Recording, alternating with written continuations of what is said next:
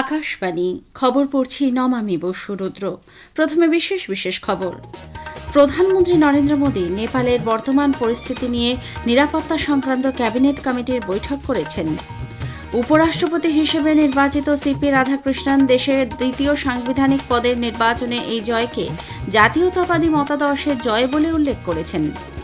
মহাকাশ অনুসন্ধানে ইসরো এ পর্যন্ত 9টি গুরুত্বপূর্ণ রেকর্ড গড়েছে বলে জানিয়েছে। মার্কিন প্রেসিডেন্ট ডোনাল্ড ট্রাম্প বলেছেন, ভারত ও আমেরিকা বাণিজ্য সংক্রান্ত প্রতিবন্ধকতা সমাধানে আলাপ আলোচনা চালাবে। প্রধানমন্ত্রী মোদীও এক বার্তায় বলেছেন, দুই দেশ একে অপরের ঘনিষ্ঠ বন্ধু এবং স্বাভাবিক অংশীদার। ভারত এশিয়া কাপ ক্রিকেটে আজ গ্রুপ এতে তাদের প্রথম ম্যাচে সংযুক্ত আরব আমির শাহীর মুখোমুখি হবে। আসছে বিস্তারিত খবরে। নেপালের বর্তমান পরিস্থিতি নিয়ে আলোচনা করতে প্রধানমন্ত্রী নরেন্দ্র মোদীর পৌরোহিত্যে গতকাল নিরাপত্তা সংক্রান্ত ক্যাবিনেট কমিটির বৈঠক বসে। এক সোশ্যাল মিডিয়া পোস্টে প্রধানমন্ত্রী বলেছেন, নেপালের ঘটনা দুঃখজনক। সে দেশে যুব সম্প্রদায়ের জীবনহানিতে ক্ষোভ প্রকাশ করে প্রধানমন্ত্রী নেপালের স্থিতিশীলতা, শান্তি ও প্রগতির ওপর গুরুত্ব আরোপ করেন। শান্তি প্রতিষ্ঠায় নেপালের জনগণকে এগিয়ে আসার আবেদনও জানান প্রধানমন্ত্রী মোদী। এদিকে অশান্ত নেপালের স্বাভাবিক অবস্থা ফিরিয়ে আনতে নেপালি সেনার সহযোগিতায় সামরিক সদর দপ্তর জাঙ্গি আড্ডায় গতরাতে জেনজির প্রতিনিধিদের সঙ্গে একটি বৈঠক অনুষ্ঠিত হয়। জেনজির বিভিন্ন শাখার প্রতিনিধিরা সেনাপ্রধান অশোক রাই সিকডেলের সঙ্গে সেনা ছাউনিতে গভীর রাতে বর্তমান পরিস্থিতি নিয়ে আলোচনা করেন। ইতিমধ্যেই দেশের নিরাপত্তার সামনে যে চ্যালেঞ্জ উপস্থিত হয়েছে তার প্রেক্ষিতে সেনাবাহিনী বিশেষ নিরাপত্তা প্রক্রিয়া শুরু করেছে। সেনাবাহিনী দেশের মানুষকে লুটতরাজ, অগ্নিসংযোগ ও বিশৃঙ্খল আচরণ বন্ধ করার আবেদন জানিয়েছে। জানা গেছে, কাঠমান্ডুর বানেশ্বরের রাষ্ট্রীয় বাণিজ্য ব্যাংকে ডাকাতির ঘটনায় যুক্ত 5 ব্যক্তিকে গ্রেপ্তার করা হয়েছে। লুটতরাজ ও দেশের বর্তমান পরিস্থিতির সুযোগ নিয়ে অন্যান্য বেআইনি কাজের জন্য কাঠমান্ডু ও দেশের বিভিন্ন স্থান থেকে গ্রেপ্তার হয়েছে 21 জন। এদিকে নেপালের রাজনৈতিক পরিস্থিতি আজও উত্তপ্ত। এর প্রেক্ষিতে এয়ার ইন্ডিয়া এবং ইন্ডিগো কাঠমান্ডুর মধ্যে চলাচলকারী সব বিমান পরিষেবা স্থগিত রেখেছে। এয়ার ইন্ডিয়া ও স্পাইস জেট আজ বন্ধ রেখেছে এদেশ থেকে কাঠমান্ডুর বিমান পরিষেবা। অন্যদিকে উদ্ভূত পরিস্থিতির প্রেক্ষিতে বিদেশ মন্ত্রক দেশের পর্যটকদের আপাতত নেপাল ভ্রমণে না যাওয়ার পরামর্শ দিয়েছে। সে দেশে থাকা ভারতীয়দেরও সব রকম সতর্কতা বজায় রাখার পাশাপাশি অপ্রয়োজনে বাইরে বেরোতে নিষেধ করা হয়েছে। স্থানীয় প্রশাসন ছাড়াও নেপালে ভারতীয় দূতাবাসের পরামর্শ মেনে চলতে বলেছে মন্ত্রক।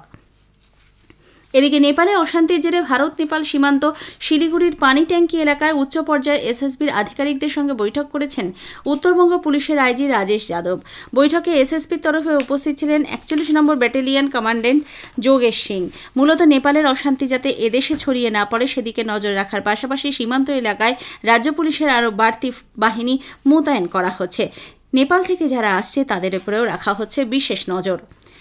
উপরাষ্ট্রপতি হিসেবে নির্বাচিত সিপি রাধাকৃষ্ণন দেশের দ্বিতীয় সাংবিধানিক পদের নির্বাচনকে জাতীয়তাবাদী মতাদর্শের জয় বলে উল্লেখ করেছেন। একই সঙ্গে 2047 সালের মধ্যে দেশকে বিকশিত ভারত হিসেবে গড়ে তোলার শপথ গ্রহণ করেছেন তিনি। উপরাষ্ট্রপতি নির্বাচনে জয়লাভের পর তাঁর প্রথম ভাষণে সিপি রাধাকৃষ্ণন বলেন, বিরোধী জোট এই নির্বাচনকে মতাদর্শগত প্রতিদ্বন্দ্বিতা হিসেবে উল্লেখ করেছিল, কিন্তু ভোটের গতিবিধি দেখে বোঝা যাচ্ছে জাতীয়তাবাদী মতাদর্শই জয়সূচক হয়ে সামনে এসেছে। Every post is important, but every post has its own limitations. We have to understand that and we have to work within that framework. It is the other side camp said it is a ideological fight, but from the voting pattern we understand the nationalistic ideology as overwhelmingly victorious. আগেই জানানো হয়েছে, দেশের নতুন উপরাষ্ট্রপতি হচ্ছেন NDA মনোনীত প্রার্থী মহারাষ্ট্রের রাজ্যপাল সিপি রাধাকৃষ্ণন। তিনি বিরোধী আইএনডিআই এর প্রার্থী সুপ্রিম কোর্টের প্রাক্তন বিচারপতি বি সুদর্শন রেড্ডিকে 152টি ভোটের ব্যবধানে হারিয়েছেন। রাষ্ট্রপতি, প্রধানমন্ত্রী সহ অন্যান্য নেতৃবর্গ সিপি রাধাকৃষ্ণনকে শুভেচ্ছা জানান। কেন্দ্রীয় প্রতিমন্ত্রী সুকান্ত মজুমদার উপরাষ্ট্রপতি নির্বাচিত হওয়ায় এনডিএ প্রার্থীকে শুভেচ্ছা জানিয়ে এক ভিডিও বার্তায় শ্রী রাধাকৃষ্ণনকে ভোট দেওয়ার জন্য সব সাংসদদের ধন্যবাদ জানিয়েছেন। পণ্যের প্যাকেটে দামের স্ট্যাম্প পড়ে যাওয়ার পর যেসব ক্ষেত্রে জিএসটি হারে বদল এসেছে সেই সব প্যাকেট বাতিল করতে হবে না, বরং পণ্যের প্যাকেটে সংশোধিত দামের স্টিকার লাগানো যাবে বলে কেন্দ্র জানিয়েছে। ক্রেতা সুরক্ষা, খাদ্য ও গণবণ্টন মন্ত্রক এক বিবৃতিতে বলেছে, অবিকৃত পণ্যের পুরনো ও নতুন দুই হারই জিএসটি সহ এমআরপি হিসেবে আলাদাভাবে উল্লেখ করতে হবে, তবে পণ্য বিক্রি হবে নতুন দামেই। জীবন বীমা ও ব্যক্তিগত স্বাস্থ্য বীমার ক্ষেত্রে জিএসটি ছাড় দেওয়া হয়েছে। 33টি জীবনদায়ী ওষুধ ও ক্যান্সার এবং বিরল রোগের 3টি গুরুত্বপূর্ণ ওষুধের জিএসটি সম্পূর্ণ মকুব করা হয়েছে। অন্যান্য সব ধরনের ওষুধের ওপর জিএসটি 12% থেকে হ্রাস পেয়ে হয়েছে 5%। বারুইপুরের বাসিন্দা পেশায় চাকুরিজীবী সাইফুল জানিয়েছেন, ওষুধের দাম কমার ফলে তার মতো সাধারণ মানুষ উপকৃত হবেন। আম আদমি বা জনসাধারণের ক্ষেত্রে এখন এমনটাই হয়ে গেছে যে খরচের বোঝাটা অনেকটা হালকা হয়ে গেছে, কারণ জীবনদায়ী ঔষধ পার মান্থ একটা খরচ ছিল, সেই খরচ থেকে অনেকটাই সাশ্রয় হয়ে গেছে। এর সাথে মেডিক্লেমের ক্ষেত্রে যেটা করা হতো যে বাৎসরিক প্রচুর অ্যামাউন্ট দিতে হতো, সেই অ্যামাউন্টের সাথে জিএসটি ছিল মানে অনেকটাই ঘাড়ে বোঝা চেপে গেছিল। সেক্ষেত্রে দেখা যায় যে আমাদের জিএসটিটা ছাড় হওয়ার পরে অনেক সাশ্রয় হয়েছে, মনে অনেকটাই শান্তি যে অনেকেই এই মেডিক্লেমের প্রতি এগিয়ে আসবে, নিজের এবং পরিবারের সুরক্ষার জন্য মেডিক্লেমে অনেকে আগ্রহ প্রকাশ করবে। এ খবর আপনারা শুনছেন আকাশবাণী থেকে।